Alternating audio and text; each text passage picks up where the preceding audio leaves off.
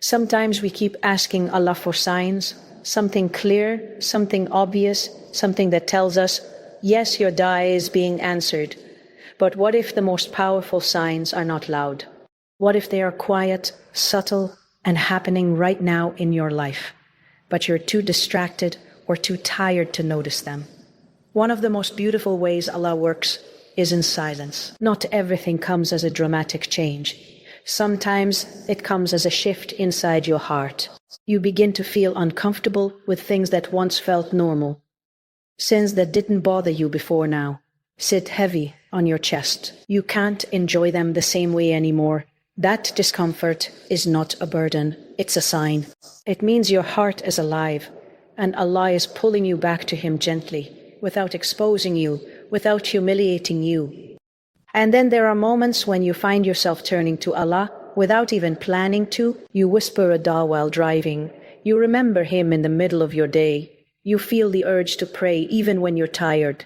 That pull, that quiet inclination towards Him is not something you created on your own. That is Allah inviting you, opening a door for you, wanting you to come closer. Sometimes Allah works in your life by removing things and it hurts. A relationship ends, an opportunity slips away, a plan you were so sure about falls apart, and you sit there wondering, why would Allah take this away from me? But what you don't see is what He protected you from. What you don't see is how that very thing could have distanced you from Him or broken you in ways you were not ready for. His protection doesn't always feel like protection in the moment.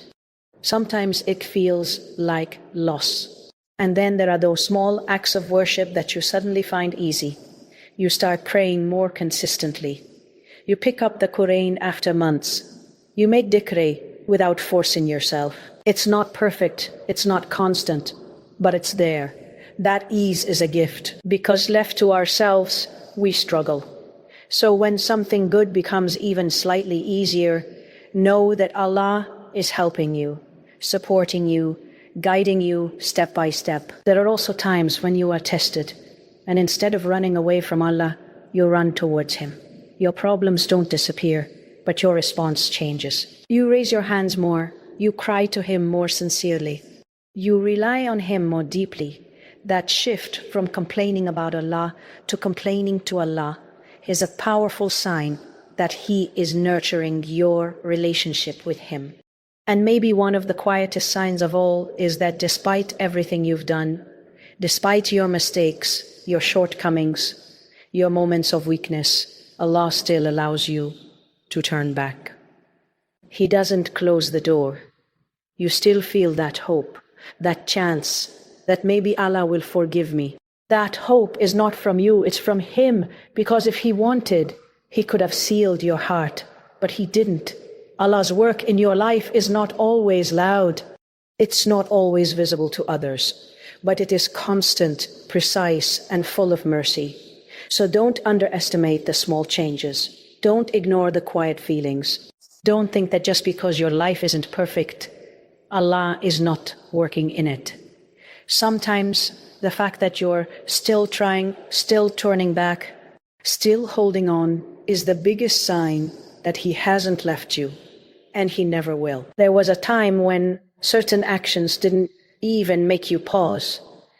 You could engage in them, speak certain words, look at certain things, and walk away without feeling anything inside. No heaviness, no regret, no second thought. But now something has changed. You do the same thing, and suddenly your chest feels tight. Your heart feels uneasy. You can't enjoy it the way you used to. And you start questioning yourself, wondering, why do I feel like this now? That feeling is not something to ignore. It is not something to push away or silence. It is actually one of the most delicate signs of Allah's mercy working within you. Because the heart, when it becomes distant, stops reacting. It becomes numb. It no longer distinguishes clearly between what pleases Allah and what distances you from Him. So, when you begin to feel discomfort after doing something wrong, it means your heart is waking up again. This uneasiness is a form of guidance. It is Allah correcting you without exposing you. It is Him reminding you privately, protecting your dignity, and giving you the chance to return quietly. Not everyone is given this. There are people who continue in the same actions for years without feeling any remorse. They laugh, they move on, and their hearts remain untouched. But when Allah loves a servant, He places this husasit in their heart, this awareness that something is not right. And sometimes that discomfort becomes the very reason you stop. Not because someone told you, not because you were forced, but because your own heart could no longer tahammul it. That is quwwata, not weakness. That is guidance, not guilt meant to destroy you. It is a dawat back to Allah. You may think, but I still fall into the same mistakes. Yes, you might. But the difference now is that you don't feel the same about them. And that difference matters more than you realize. Because change does not always begin with actions. It begins with the heart. When the heart shifts, actions eventually follow. So don't be frustrated with that uneasy feeling. Don't wish it would go away. Instead, recognize it as a gift. It means Allah has not left your heart to harden. It means He is still calling you back, softly, consistently, with mercy that you may not even fully understand yet. There are moments in your day that seem completely ordinary. You're driving, scrolling, walking, or sitting quietly, and out of nowhere, your heart turns to Allah. You whisper a small dua. You say astaghfirullah without thinking, or you suddenly feel the urge to pray. It wasn't scheduled, it wasn't planned, and no one reminded you. It just happened, and you might overlook it, thinking it's random, insignificant, but it's not. Those moments are deeply meaningful, because by nature, the heart is easily distracted. It leans toward ad-dunya, toward noise, toward everything that keeps it busy and occupied. To pause in the middle of all of that and remember Allah without external pressure is not something you do entirely on your own. It is a subtle invitation. It is Allah allowing your heart to turn back to Him, even if just for a few seconds. Think about it. How many times does the day pass without remembrance? Hours go by, and we are completely absorbed in tasks, conversations, worries. But then, suddenly, in the middle of it all, you feel that pull, that gentle nudge that directs your qalbin upwards. That is not slouchy. That is a moment of connection that Allah opened for you. And the beauty of it is that it often comes without perfection. You may not have wudu. Your mind may still be distracted. Your life may not be in order. Yet Allah still gives you that fursota to remember Him, as if He is telling you, come to me as you are. Don't wait until everything is perfect. These small, unplanned acts of remembrance are seeds. They may seem tiny, almost unnoticeable, but over time they soften the heart. They build a relationship. They create a habit of turning back to Allah again and again, not just in crises, but in the quiet in-between moments of life. Sometimes people wait for a big change to feel close to Allah, a life-altering moment, a powerful Ramadana, a deep emotional experience. But closeness is often built in these simple, sincere seconds. A whispered dua, a tear that forms without warning, a qalbum that remembers, even briefly. So when those moments come, don't brush them aside. Don't delay them. Respond to them, because they are not slouchy interruptions in your day. They are gentle reminders that Allah is near, and He is inviting you to be near to Him too.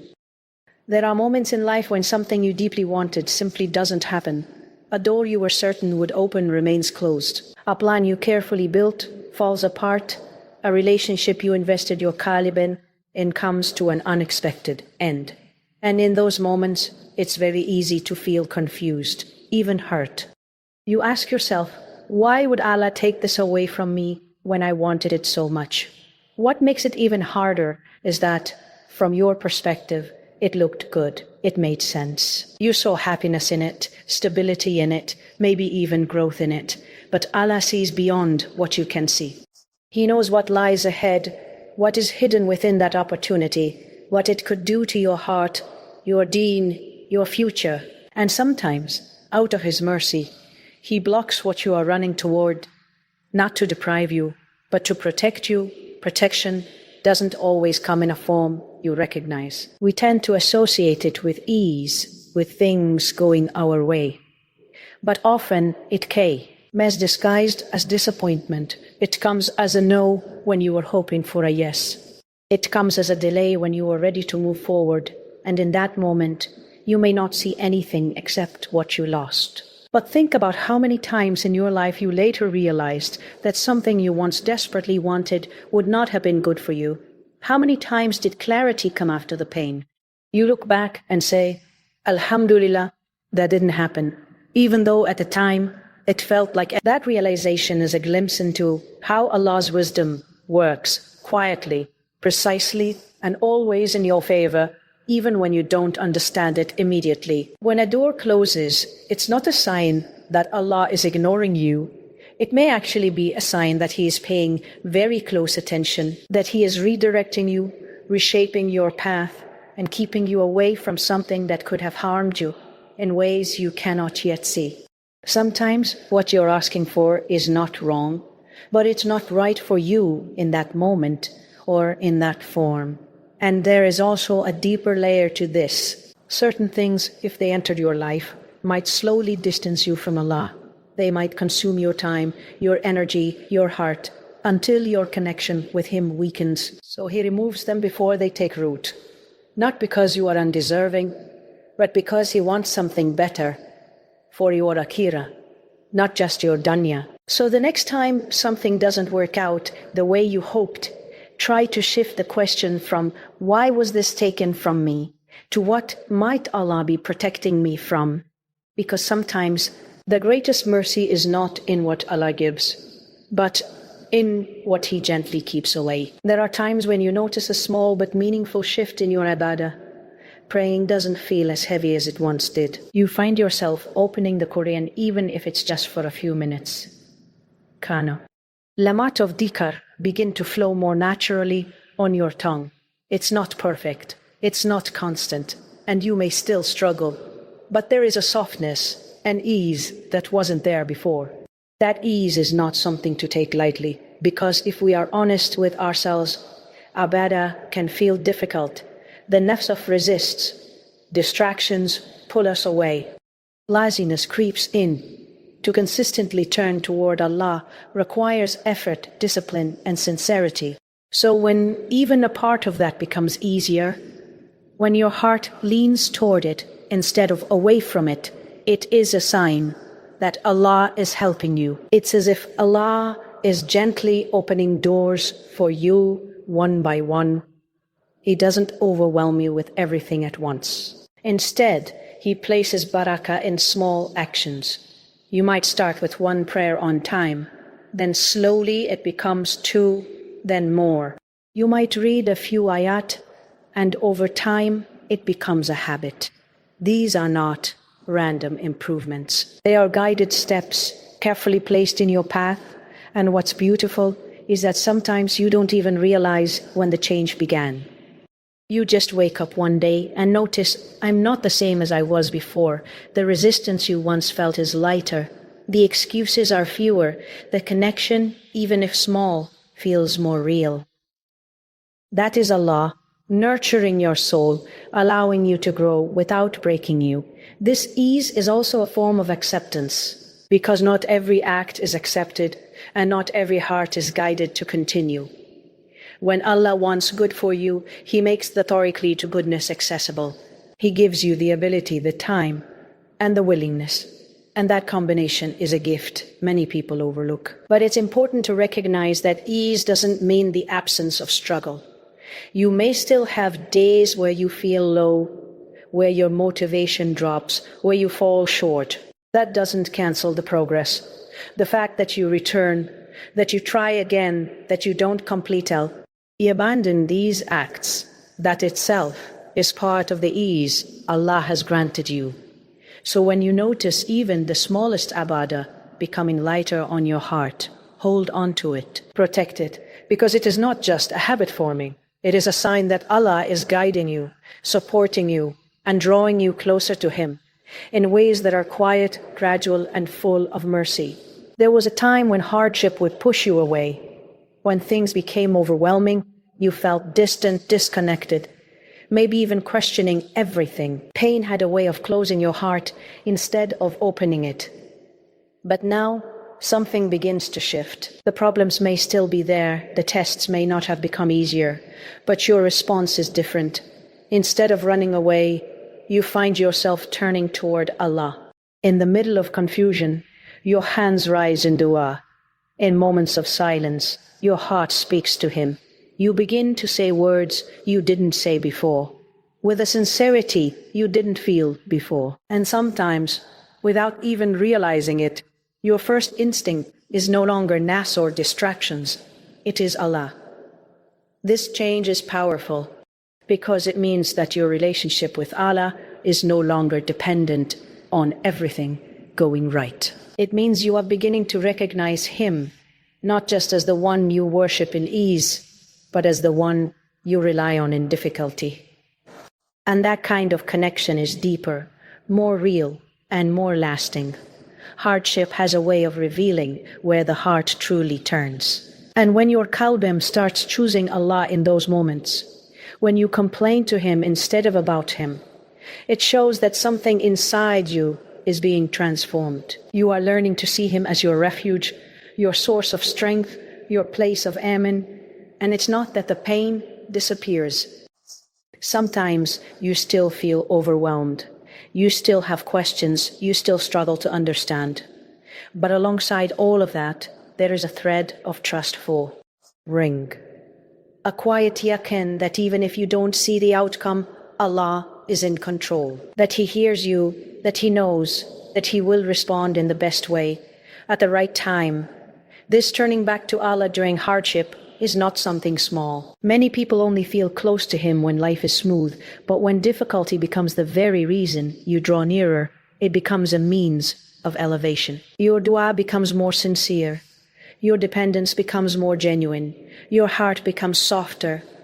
And over time, you start to realize that the hardship itself carried a hidden gift. Not because it was easy, but because it brought you closer to the one who controls everything. It reshaped your priorities, strengthened your connection, and taught you where true reliance belongs. So when you notice that your first reaction to pain is to seek Allah, to call upon Him, to sit with Him in your vulnerability, know that this is not slouchy. It is a sign that He is nurturing your iman, building your trust, and drawing you closer through the very tests you once thought would break you.